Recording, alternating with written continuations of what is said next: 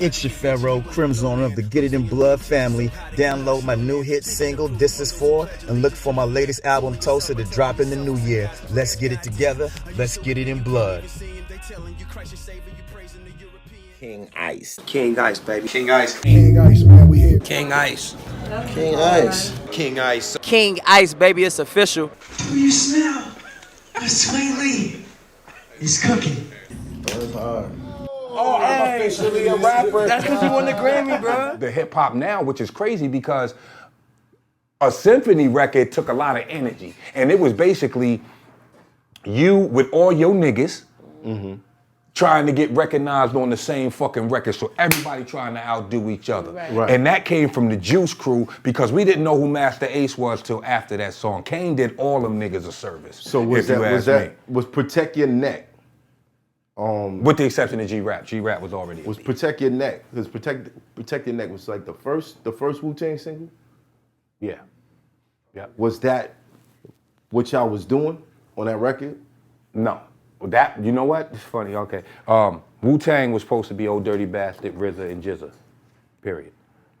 That's what it's supposed to be. And that joint that we did, Protect Your Neck, was their posse cut, their symphony with the niggas from around their way. Your people. Right. And it was more or less like bring $100 to the studio. I don't even know if RZA asked anybody for $100 and shit. I think he just asked me and you because he know, you know what I'm saying? For real, because he knew we was out there on the block like, why, quarters and shit. I brought my money. I don't know about everybody else and shit. God if you got money. Word. I brought mine. I don't know about everybody else, but that was supposed to be a posse cut. And RZA being the scientist that he is, he was like, why don't we just come with all these niggas? They at the crib every motherfucking week. We was making tapes after tape. We was already hood celebrity. Right. We was making tape after tape after tape. Shit like the majority of that shit that we did on the first album was shit that we was doing since we was 15. 15 fucking years old. Like Deck came home from jail with the verse off Cream. Right. He had been saying that shit for about 5-6 years before we even recorded it. So if you see the footage in the documentary, Ray sitting there saying his whole verse. How Ray know this verse if Deck just spit it in the fucking booth? Deck was in the booth spitting it, Ray sitting there saying the whole verse like this with him. Because this is the kind of thing we were doing. We was always around each other, rapping, doing this shit. Well, Then I it became... listened to that album more than the new stuff that people put out. Yeah? Classic. I listened to it with a different ear because I know the process by which Well, it was yeah. made. Right. You are.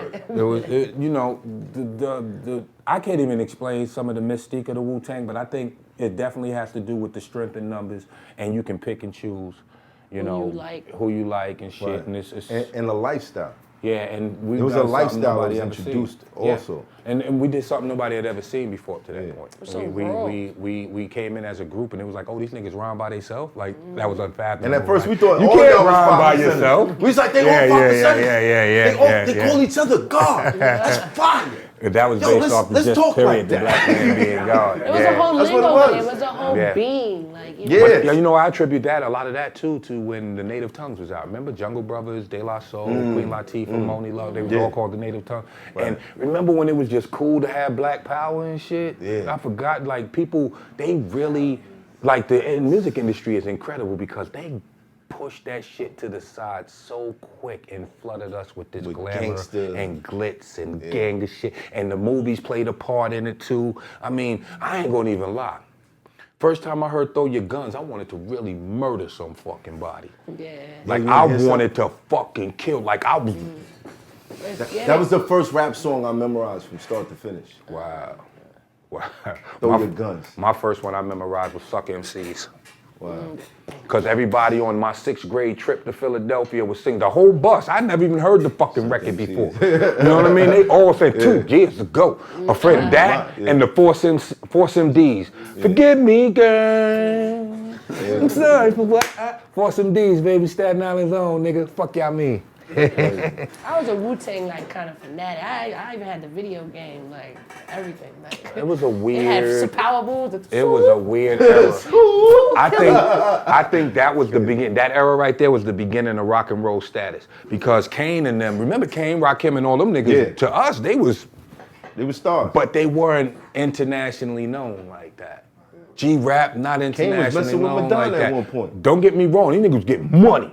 Yeah. And we knew who the fuck they was. It was a subculture that knew exactly who all these motherfuckers was and shit. but it wasn't resonating with the higher ups to Hollywood.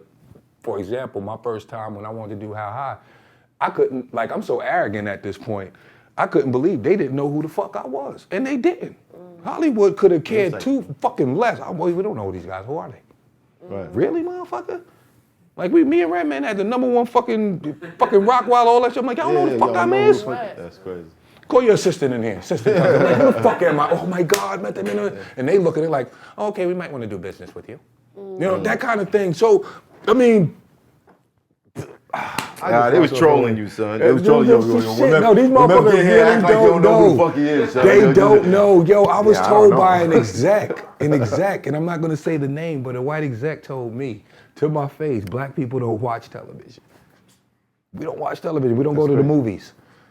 You know, and, I mean, it's far-fetched now because we know that, you know, fucking Hunger Games didn't sell all them fucking tickets because all white people went to go see it and shit. Black people went to go see that shit too. And we not dumb enough to think that Black Panther was the highest selling Marvel movie because all black people went to go see that shit.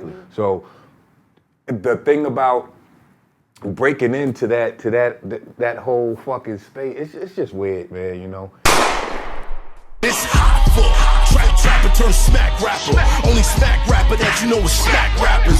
Got bars I can hang with the backpackers. Trap star, I don't hang with the backpackers. I'm in the hood with the work you heard. Making fiends leave earth you heard. Got your baby mama thirst you heard. Feel the flow, nigga, throw it in reverse. This the wave you need to surf you heard. Told Jim I need a bomb I could drop on you niggas. Bad boy, I'm never gonna stop for you niggas. I don't give a fuck who you got is the illest. I solidify my spot with gorillas. Now I'm rock with you niggas.